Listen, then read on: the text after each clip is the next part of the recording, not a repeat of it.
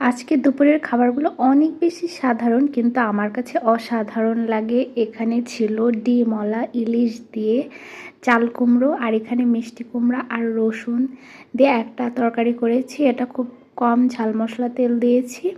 আর এখানে করেছি কচুরলতি দেশি কচুরলতি দিয়ে ইলিশ মাছের মাথা, 2-1 পিস মাছ আর কানকো, এগুলো দিয়ে এই খাবারগুলো আমার কাছে কিন্তু অমৃত লাগে।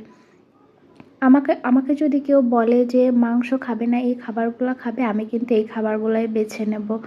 আমার কাছে সবজি খেতে অনেক বেশি মজা লাগে, আর স্পেসিফিক এই রান্নাগুলোও অনেক বেশি মজা লাগে। তো আমি প্রথমে মিষ্টি কুমড়া দিয়ে খেয়ে নিলাম, তারপরে এই কচুরলতিটা একটু গলা ধরেনি, আর খেতে অনেক বেশি মজা ছিল। আর যার থেকে এই কচুরলতিটা নিয়েছিলাম সে বলেছিল একদম দেশি কচুরলতি। আর কে কে ইলিশের ডিমওয়ালা মাছ খেতে পছন্দ করো? আমি কিন্তু অনেক পছন্দ করি। বাই দ্য ওয়ে, আমার হাতটা কীভাবে কেটে গিয়েছে নখ সহ, আর কি ওখান থেকে মাংস উঠে গেছে, আর খেতে প্রচুর জ্বলে যাচ্ছিলো। আর কি, তাও কিছু করার নাই, খুব কষ্টই হচ্ছিল খেতে। এই ছিল আমার দুপুরের মেনু। তো তোমাদের আজকে দুপুরে কী কী মেনু ছিল সেটা কমেন্টে জানাবা।